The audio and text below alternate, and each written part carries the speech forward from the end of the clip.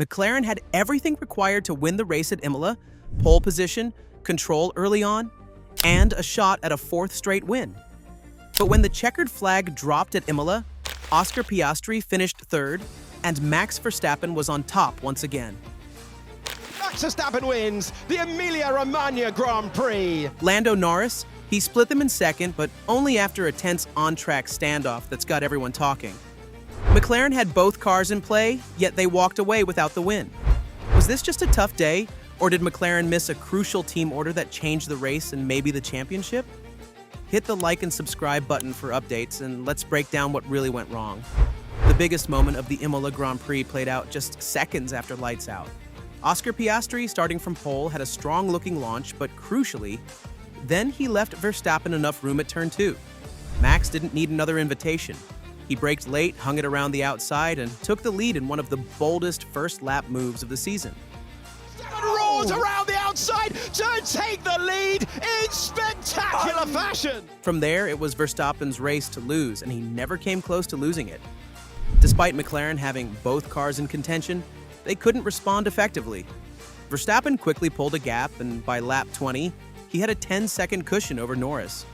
Even when the race got reshuffled by a virtual safety car and later a full one, McLaren didn't seize the chance to box clever or play the team order card.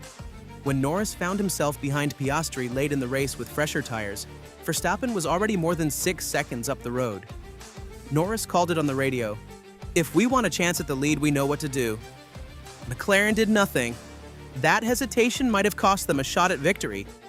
But the seeds of this mistake were planted much earlier. Let's talk about Piastri's strategy call. McLaren's call to pit Piastri early on lap 13 wasn't smart at all. According to McLaren, the goal was to undercut the field after Russell and Leclerc came in early. But in reality, it dropped Oscar right into a midfield traffic jam. He rejoined in P12 behind slower cars like Tsunoda, Antonelli, and Hajar, and had to burn through his tires just to claw back the time he'd already lost. By the time he worked back up to P4, both Verstappen and Norris had yet to pit and were cruising in clean air. Then came the real blow to McLaren, a virtual safety car that handed Verstappen a near-free pit stop. It extended his lead and neutralized any gains Piastri had made. His second stop under the later full safety car left him back in P2, but this time with worn tires and no real shot to defend.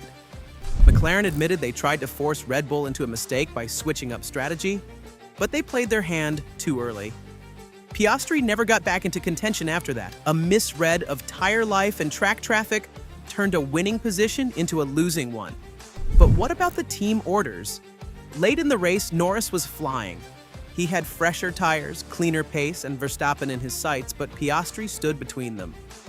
The Aussie, thanks to an earlier stop, was running second on much older rubber. Norris came over the radio, calmly but clearly saying, "Oscar's tires are pretty dead. If we want a shot at the lead, we know what to do." The message was clear: swap the cars, but McLaren didn't listen.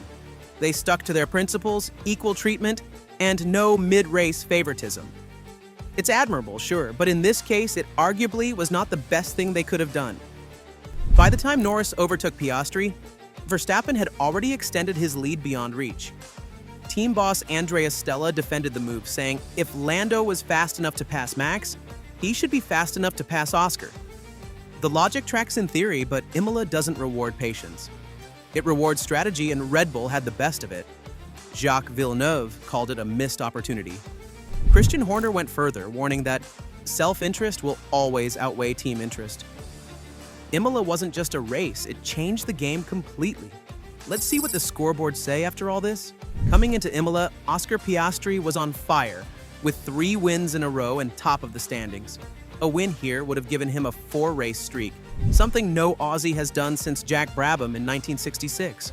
Instead, he walked away third, and his lead over Norris shrunk to just 13 points. Verstappen, after a sluggish start to 2025, is suddenly only 22 points behind the leader. Here's what the scoreboard says. Piastri has 146 points. Norris has 133 points. Verstappen has 124 points. McLaren still leads the constructors comfortably with 279 points, far ahead of Mercedes having 147 points, and Red Bull having 131. But this is no time to relax. Imola was a reminder that Verstappen is never out of the fight. And now the pressure is internal too. Norris is hungry. He hasn't won since round 1 in Australia. Piastri has 4 wins, but cracks appeared under pressure. That balance, speed versus consistency, could define the rest of the season. With Verstappen closing in and team tension brewing, the championship fight just got a lot more personal, which raises the question, can McLaren manage this driver dynamic? The Piastri-Norris rivalry is heating up. On paper, McLaren has the best car, but inside the garage, there's a delicate balance. No team orders, no clear number 1, and 2 elite drivers racing flat out for the title. Former F1 driver Giancarlo Fisichella says Norris has more raw talent, but praises Piastri's composure and race IQ. He never makes mistakes, Fisichella noted.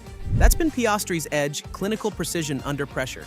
Norris, by contrast, has been brilliant in bursts but less consistent. Through 7 rounds, Piastri has 4 wins, Norris has 1, and Verstappen has 2 wins.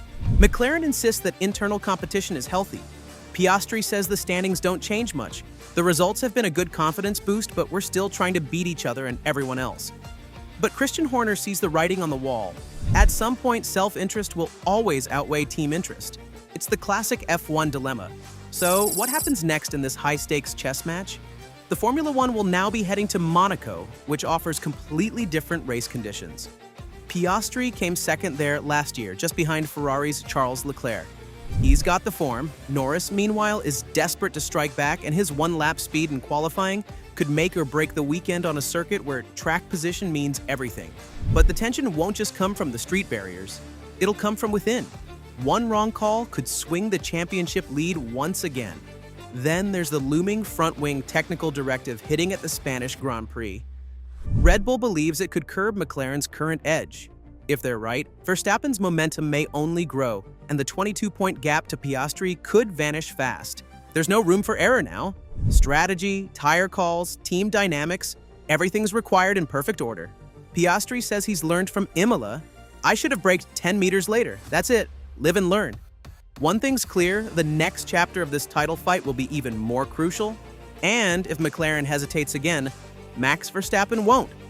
In the end, here's a quick sum up of the details. An early pit stop buried Piastri. Norris had pace but got stuck in team politics. Verstappen, he just kept doing what he did, making the most of every moment. Now the standings are tighter, tensions are rising, and McLaren's hands-off approach may need a rethink. As the title fight heads to Monaco, the real question isn't who's faster, it's who's smarter under pressure. So, will McLaren come back strong? And as this battle heats up, who would you choose to win the next race? Drop your takes below. Hit the like and subscribe button for quick updates all season long. See you in the next video.